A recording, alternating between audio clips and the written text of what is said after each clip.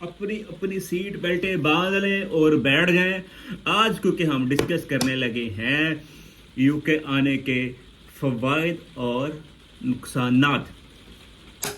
सबसे पहले बात करते हैं हम दी यूके आने के फवायद की, क्योंकि मोटिवेशन भी तो देनी है ना। नहीं तो कहते लोग जी के सहेल साहब तो डीमोटिवेट करने लग जाते हैं।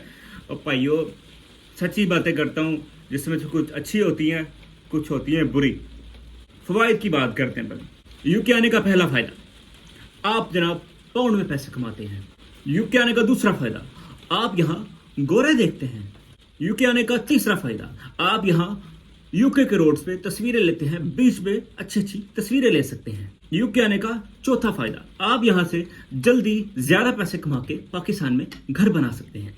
आप चलते हैं हम जनाब यूके के रियलिटी के ऊपर। ये रियलिटी बेस्ड बातें हैं, एक्सपीरियंस्ड बेस बात। एक्सपीरियंस समझ ना, तजर्बा कहते हैं उन्होंने। तजर्बे की बात बता रहा हूँ, गौर से सुन लो। अब जब आप यूके आ जाते हैं, यूके आते ही आप अपने नौकरी के लिए ढूंढते हैं। जो तो स्टूडेंट वीजा पे ज़्यादातर आते हैं लोग, तो यूके आते ही आप अपनी जॉब के सिलसिले में लग जाते हैं। जॉब मिल जाए, जॉब मिल जाए, जॉब मिल जाए। जब आपको शुरू में आते हैं तो आपको जॉब मिलती है 5 पाउंड वाली, 7 पाउंड वाली। जो बंदा आपसे 12-12 घंटे की शिफ्ट करवाता है और एंड पे आपको 50 पाउंड दे देता है, और आप 7 के 7 दिन काम करके भी आप 250 पाउंड से ऊपर नहीं जाते, 300-350 पाउंड से ऊपर नहीं जाते। और जब आप जाते हैं तो आपकी यूनिवर्सिटी की फीस भी आपके सर पे होती है, और आपने खाना पीना भी होता है। रूम का 300-350 भी आपने भरना होता है। खाने पीने का भी 200-100 लग जाता है। आपकी आने जाने का ट्रेन का, अगर आप लंदन में आए तो वो भी बहुत महंगा पड़ रहा होता है। सेकंड रियलिटी की तरफ आते हैं जी, तो आप एक खुडे में रहते हैं, आपकी कोई पर्सनल स्पेस नहीं होती। अगर आप अपना सेपरेट रूम लेते हैं तो आपको महंगा पड़ता है। आप अगर बाहर यहाँ पे 2000 पाउंड कमा रहे हैं, तो अगर आपने खर्चा ही 1100-1200 पाउंड कर दिया, तो बाकी जो क्या 800 पाउंड बचा, यूनिवर्सिटी की फीस चले गई। ठीक है।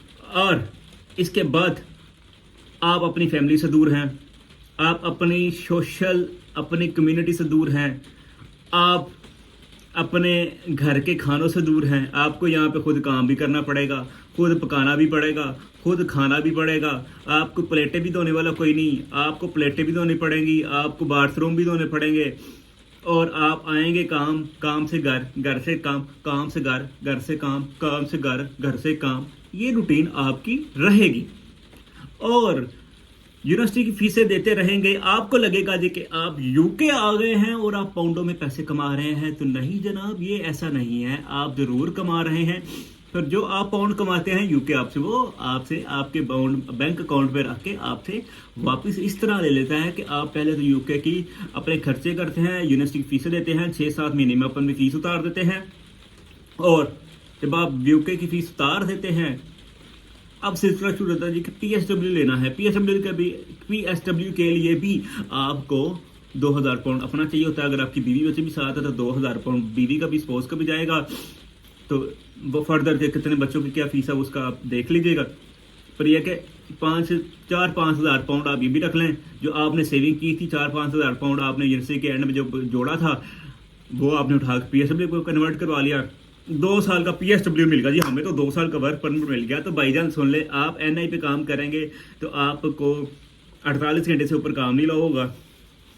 अगर थोड़ा सा ज़्यादा कर भी लेते हैं, अलाउ भी होता है, तो आप वो अगर कर भी लिया तो जनाब, आप अगर 2500 पाउंड या 2300 पाउंड कमा रहे हैं, तो आपने उसमें से टैक्स भी देना है। अगर आपने 2100 पाउंड कमाया तो 400 पाउंड आपका टैक्स चला गया, क्योंकि 20% टैक्स आता है। 1700 पाउंड में आप अगर अब रह रहे हैं और आपने जनाब 300-350 पाउंड का आपने कमरा लिया, जो कि शेयरिंग पे है लंदन में। अगर आप बाहर है, लंदन से थोड़ा दूर हैं, तो आपको 300-350-400 में कमरा पूरा भी मिल जाएगा। आप अगर फ्लैट लिया तो 400-500-600 का फ्लैट है, तो उसके टैक्स वगैरह, बिल शिल, वो भी अलग खर्चे हैं, कौंसल टैक्स भी है। तो अगर आप कह लें कि जी आप कंजूसी करके फिर भी आप एक कमरे में घुसे हुए 350 वाले में, और आपने खाना पीना भी है, आपने आने जाने का भी काम है आपका, तो आप सारा कुछ कर रहे हैं। पर 2 साल बाद आप कहेंगे यार अब यहाँ का वर्क परमिट ले लें, पैसे देख ले लें। वो भाई साहब, जो मौलवी साहब है ना, वकील साहब, उन्होंने आपसे 12,000 पाउंड ऐसे लेना है, मांगना है कि जैसे 12,000 रुपये मांग रहे हैं। आपने जो जमा पूंजी कमाई है उठा के वकील साहब को दे देनी है कि जी हमें वर्क परमिट देना है। इस वीडियो के बाद लोग कहेंगे भाई आप बड़े तंग हो, आप वापिस आ दो, यूके से वापिस आ दो। और भाई मैं वर्क परमिट पे हूँ, और मैंने ख़रीदा नहीं है। ये कुछ रियलिटी बेस्ड बातें थी जनाब। इसके नीचे आप लोगों ने कमेंट कर रहे हैं कि कितना इत्तेफाक करते हैं मेरी बात से, कितना नहीं करते। जो लोग यूके में आ चुके हैं वो लोग ज़रूर कमेंट कीजिएगा, अपनी राय ज़रूर दीजिएगा कि वो कैसा फील कर रहे हैं और कैसा नहीं फील कर रहे। रोक किसी को नहीं रहा, डिमोटिवेटेड किसी को नहीं कर रहा। मुझे ये ना कहना जी भाईजान अगर आप तंग हैं तो आप क्यों नहीं वापस आ जाते। भाईजान मैं जब मेरा यहाँ से दिल भर जाना मैंने भी वापस आ जाना, ठीक है। तो दुआओं में याद रखिएगा, कमेंट करके ज़रूर बताइएगा कि आप कितना मुतफिक हैं मेरी बात से, कितना मुतफिक नहीं है। रियलिटी के ऊपर बात होती है। मैं मोस्टली लोगों को बताता हूँ कि जी ये सिचुएशन है, ताकि इसका मतलब ये नहीं होता कि लोग आए ना, इसका मतलब ये होता है कि जो आ रहा है वो मेंटली प्रिपेयर होके आए। हम जब आए थे मेंटली प्रिपेयर होके नहीं आए थे। हमें लगा था कि यूके जाएंगे तो आते सारी बाबा जी नौकरियां लगी होंगी, पाउंड ही पाउंड गिर रहे हैं। तो नहीं, ऐसा नहीं होता। मेंटली प्रिपेयर होके आना है, काम शम सीख के आना है, भांडे छांडे धोने सीख के आने हैं, आपने रोटी पकानी सीख के आनी है।